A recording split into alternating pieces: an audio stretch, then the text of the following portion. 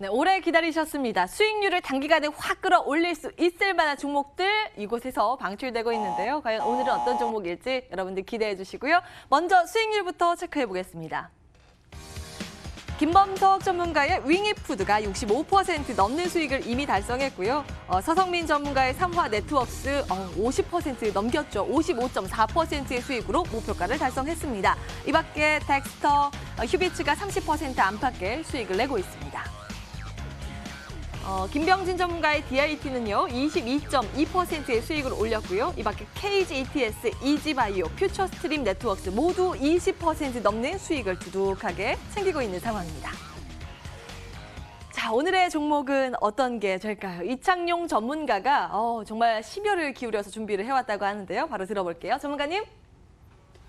네, 안녕하세요. 이상투자그룹 이창용 전문가입니다. 오늘 제가 소개해드릴 종목은 단기적인 매매 접근과 더불어서 중장기적인 매매 전략도 적용이 가능한 종목을 가지고 나왔습니다. 사실 현재 우리 국내 활동 인구수는 지속적으로 감소하는 데 반해 노년 인구수는 지속적으로 상승을 하고 있습니다.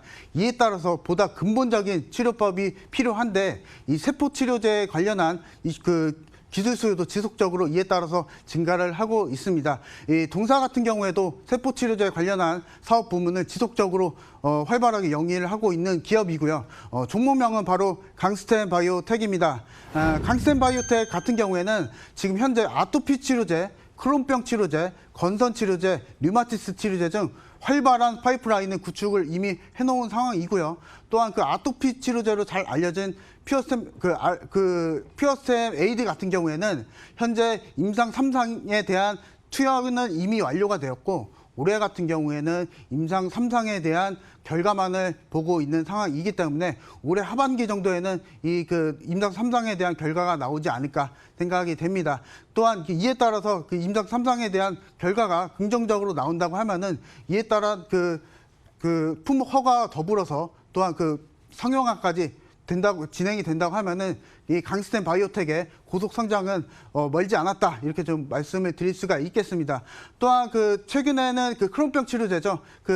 퓨어스템 CD 같은 경우에는 최근에 임상 2상이 막 진행이 되었고요. 또한 관절염 치료제 또한 임상 2상이 지난주에 막 진행이 되어서 이 아토피 치료제와 더불어서 다양한 파이프라인이 구축이 되어서 성장 동력은 이미 좀 확보를 해놨다 이렇게 좀 말씀드릴 수 있을 것 같습니다. 또한 최근에 진행했었던 크론병 관련한 컨소시엄에 참여한 기업체는 유일하게 강스텐 바이오텍이고요. 또한 3월 달에 진행했었던 첨생법 관련한 수혜도 강하게 받을 것으로 수혜되는 종목이 바로 이 강스텐 바이오텍입니다. 일단 기술적인 부분만 좀 살펴보겠습니다. 최근에 1월 달부터 주가적인 부분을 봤을 때 단기적인 박스권을 형성을 했습니다.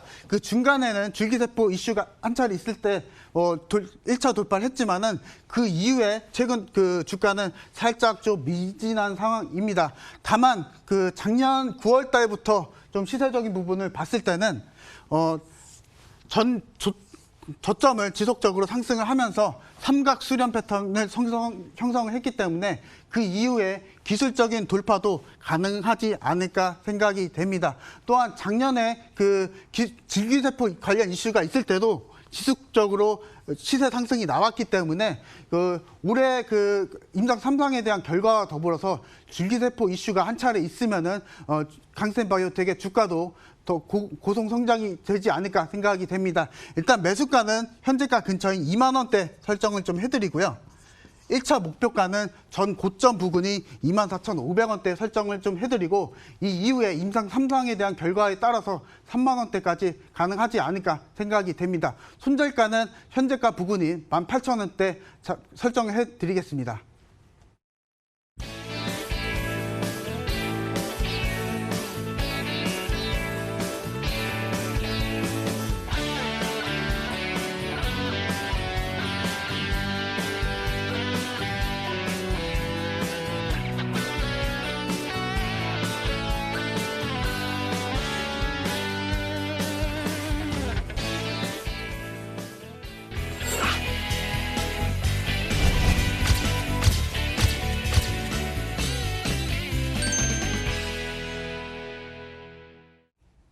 네, 막판 스포츠 전략 챙겨봐야 되겠죠? 최종 질주입니다.